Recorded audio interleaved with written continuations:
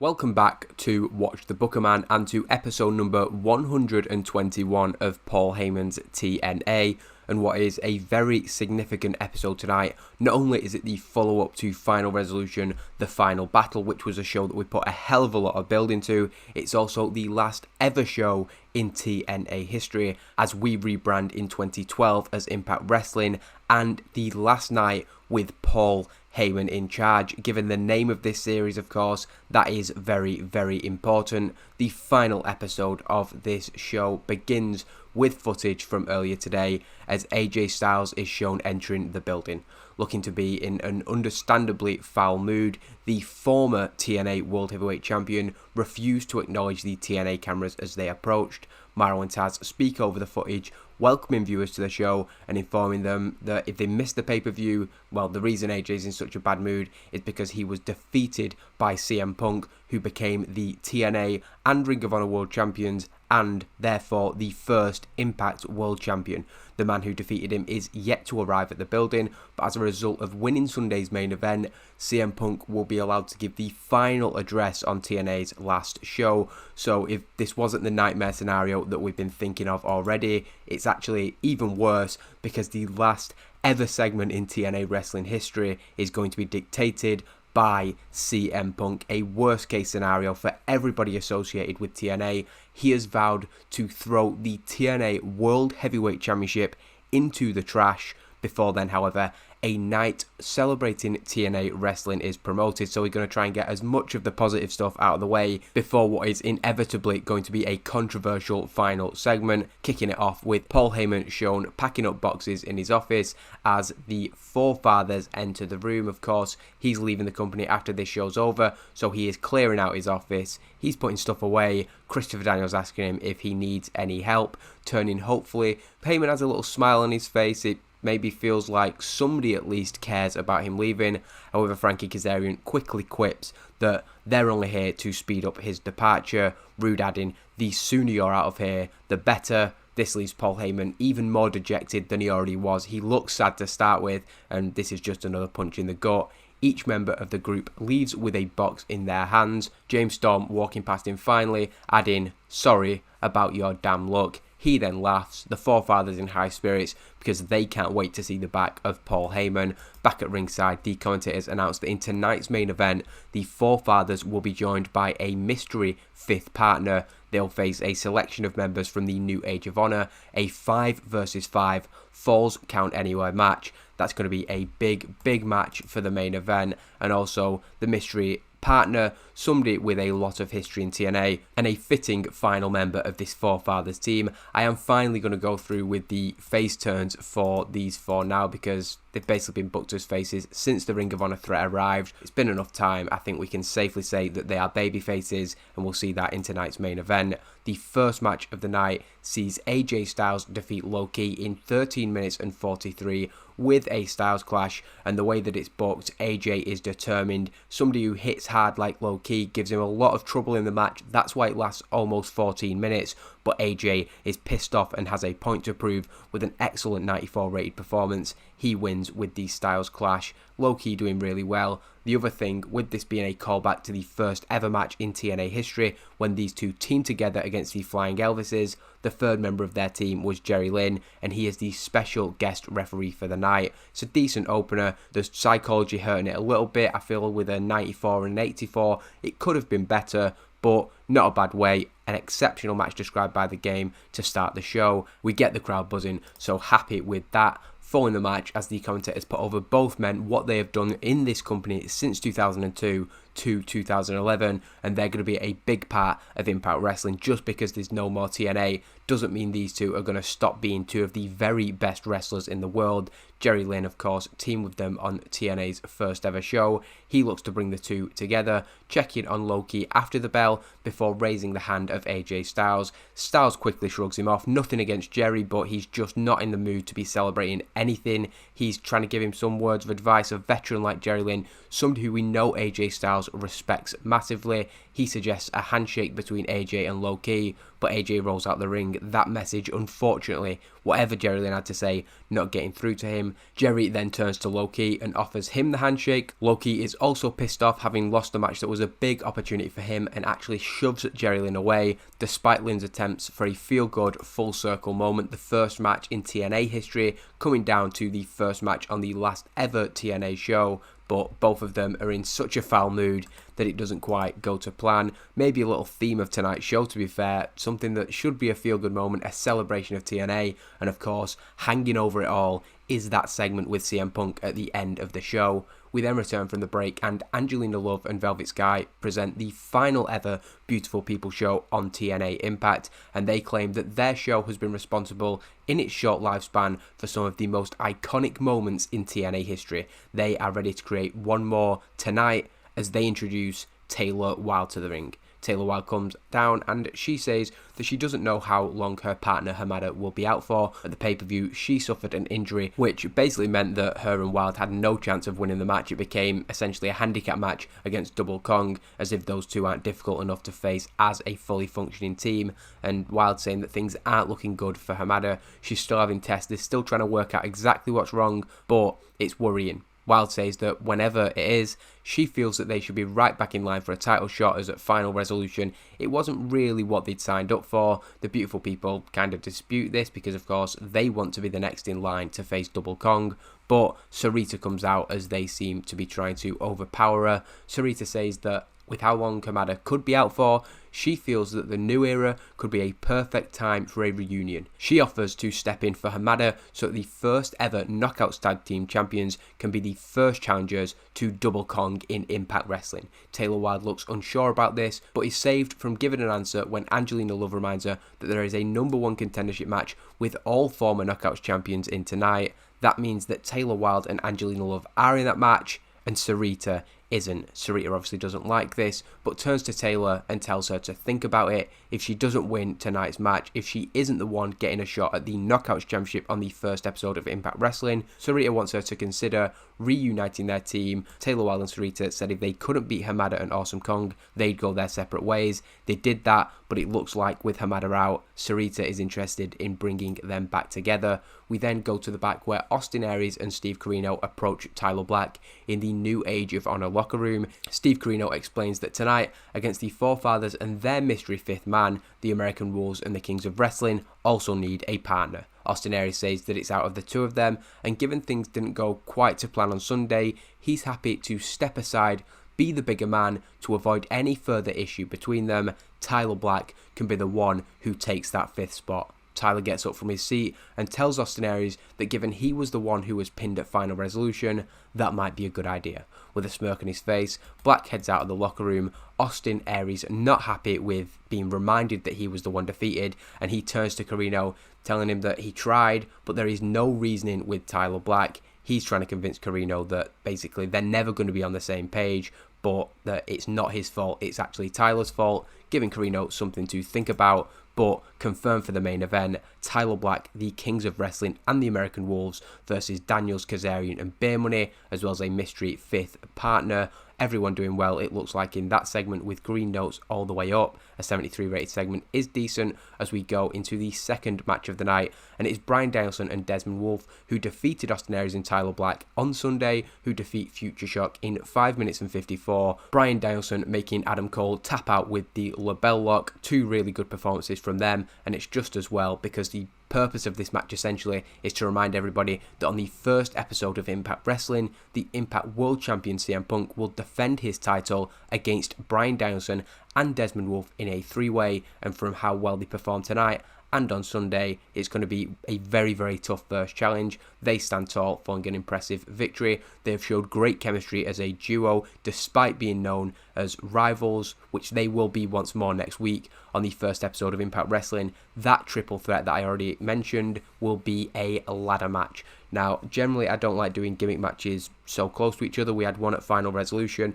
Full Metal Mayhem match, including ladders, and then we're going to do one 11 days later on Impact Wrestling, but I think that with us starting with the rebrand, it does give us a clean slate for stuff like that. Normally, like with Ultimate X's, you'll see that I've done one a year. Ladder matches I've tried to keep to the big pay-per-views generally, but we are going to go for one on the first show just because of how I want to book the match and the fact that it gives us a huge thing to promote the TV show. You're going to get a ladder match on the first episode of Impact Wrestling, as well as the rest of an incredible card. TNA may be coming to an end, but we're going to hopefully hit it out of the park with a really good first episode of Impact Wrestling. We're putting all our eggs into that basket, and another team with sights set on that are another disappointed team, the Briscoes, Mark and Jay, who lost the World Tag Team Championships of Ring of Honor at Final Resolution, the American Wolves becoming both TNA and Ring of Honor Tag Team Champions, therefore, as we said earlier, the first ever Impact World Tag Team Champions.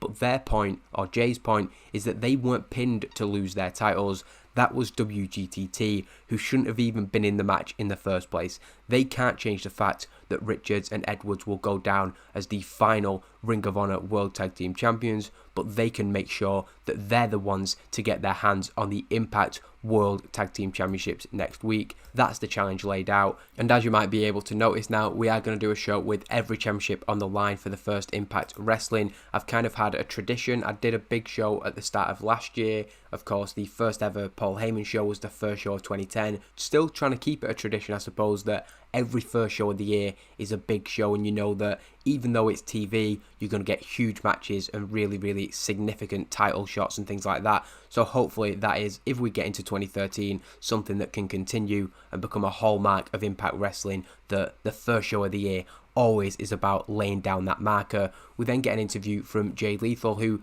points out an interesting fact, I suppose. He says that everybody's talking about tonight being the last night, the 5-on-5 main event, CM Punk's final address. What they seem to be forgetting is that after Impact, the real last show in TNA history will take place on his show, TNA Evolve. He raises the Evolve Championship at this point. Lethal says that viewers aren't going to want to miss his own personal farewell to TNA. He vows that the show will end with him raising the TNA Evolve Championship high in the air. So while it's not been our flagship show, it is technically correct that this TNA Impact that we've built up as the final show in TNA isn't quite that, because on the TNA Wrestling website, we will see TNA Evolve after this. So giving Jay Lethal a little bit of shine that he could potentially be the last face we see on TNA Wrestling. We then end the hour with a number one contendership match ordered by the new man in charge for the X Division title. El Generico won that in an absolute war of a Full Metal Mayhem match at Final Resolution, the final battle, but Chris Sabin defeats Amazing Red and Roderick Strong, pinning Amazing Red following a cradle shock in 10 minutes and 19 seconds. Chris Sabin head and shoulders above the rest. That's why he deserves the title shot. He will face El Generico next week, one of the most prolific X Division athletes we've ever had. He's held that title on 4 occasions, looking to make it 5. Strong the weak link, not looking good for him, so we definitely need to give him a bit of a refresh for Impact Wrestling. But again, it's the perfect opportunity to do that starting from next week. As Chris Sabin has his arm raised in the ring, the commentators put over the performance of the 4-time former X Division champion, now known more recently as a tag team specialist. Sabin has shown his impressive singles acumen with a very, very solid victory. The commentators received word in their ear that they have just been informed that that match will take place next week. They say that it's come directly from the man in charge, El Generico, defending his newly won X Division Championship. We come back then to the 8-woman, it's a battle royal really, and this is every woman who has previously held the Knockouts Championship,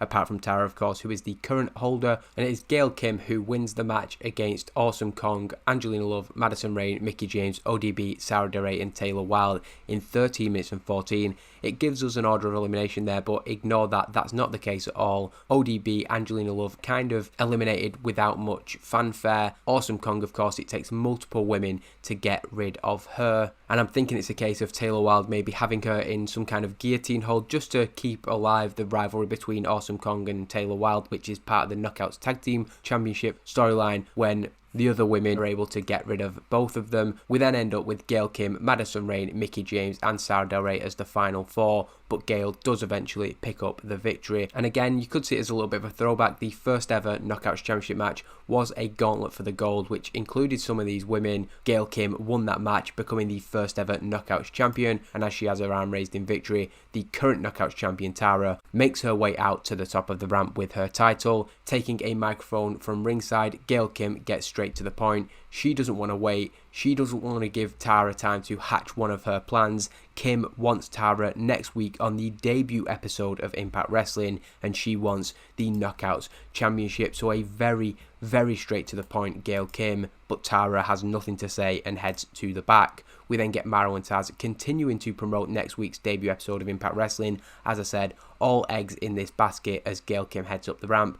They confirm that the new man in charge will open the show, looking to lay down a marker of what viewers can expect from Impact Wrestling. As they did earlier, the commentators get word directly from the man in charge. Mauro Ranallo confirms that Gail Kim will challenge for the Knockouts Championship next week, and the Briscoes will get their shot at the American Wolves and the World Tag Team Championships. These are added to the card alongside El Generico defending against Chris Sabin and CM Punk defending the Impact World Championship against Bryan Danielson and Desmond Wolfe. We are also told that the Knockouts Tag Team Championships will be defended, and after what Sarita said earlier, the new man in charge loved the idea of the first ever champions of TNA, Sarita and Taylor Wilde, being the first to challenge. So while those two did agree to never team again, the fact that we're getting the fresh start of Impact Wrestling, maybe we found a little bit of a loophole. In the back, Sarita is interviewed by Jeremy Borash just after it was confirmed that her and Taylor Wilde will team for the first time in over 18 months against Double Kong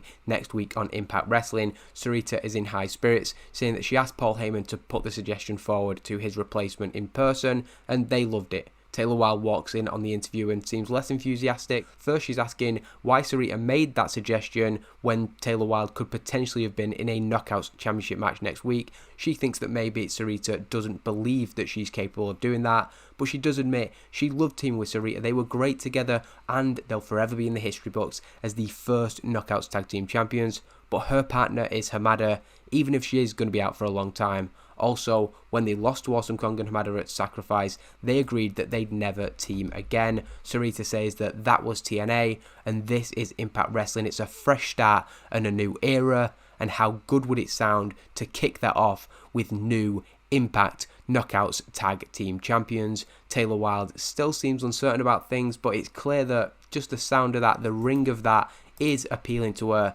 She walks off, putting up no further protestations. So could it be that she has come round to that idea? Whether she has or not, that is the match on the card, and as far as we're concerned, will be taking place on Impact Wrestling. We then go into the 5-on-5 main event, the last ever match in TNA Wrestling history. The New Age of Honor all come out to the ring, Bad Influence and Beer Money come out to the ring, and the fifth and final man is the founder of TNA Wrestling, the King of the Mountain, Jeff Jarrett, and it is a superb match described by the game. A 78 isn't fantastic, but it's false count anywhere. Complete chaos in and around the ring, and the finish coming when everything is broken down. Jeff Jarrett and Tyler Black left in the ring. Jeff Jarrett manages to bring the acoustic equalizer out with him, and he is ready to finish this off. How fitting for the final match in TNA Wrestling to end with him hitting Tyler Black with the guitar and pinning him for the 1-2-3.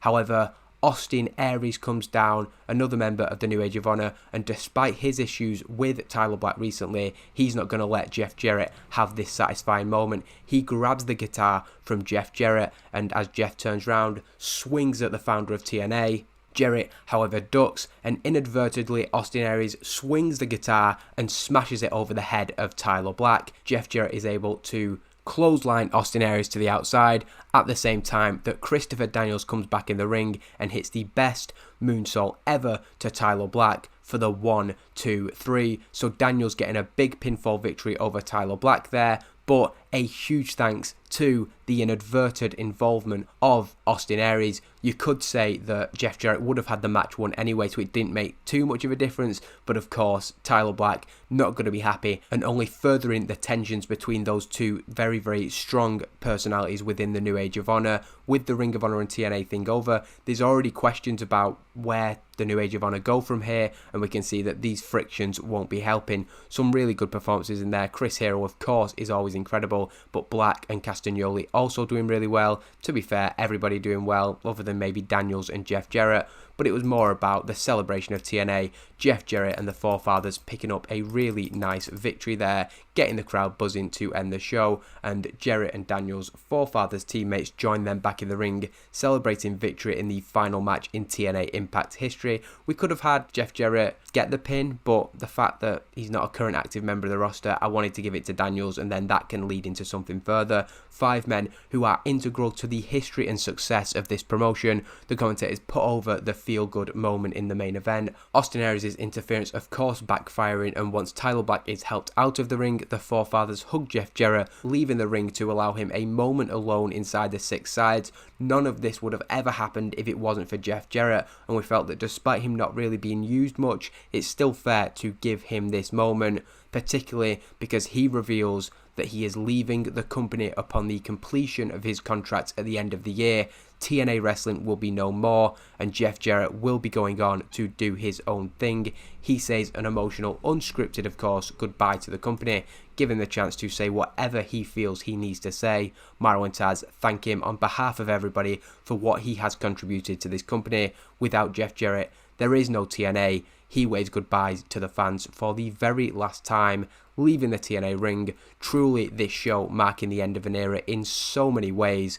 Hopefully, everybody's enjoyed this celebration of TNA as we're going into that final segment, which is going to be anything but. Coming back from the break, the commentators tell viewers to brace themselves for what is to come, as we've had a few minutes to set up this final segment. CM Punk making his way down to the ring. He carries the Ring of Honor World Championship proudly over his shoulder, while dragging the TNA World Heavyweight title behind him. From the second he comes out, it's clear that he is just trying to get under everybody's skin. He is, however, flanked by security, who form a barrier on the ramp, ensuring nobody will be able to get to him. And the idea here is that whether you agree with him or not, the people in charge certainly don't agree with what he's been doing, but he's the first Impact World Champion. He's the final TNA and Ring of Honor champion, so unfortunately, this is his place to speak. When in the ring, he drops the TNA title and points to the Ring of Honor one.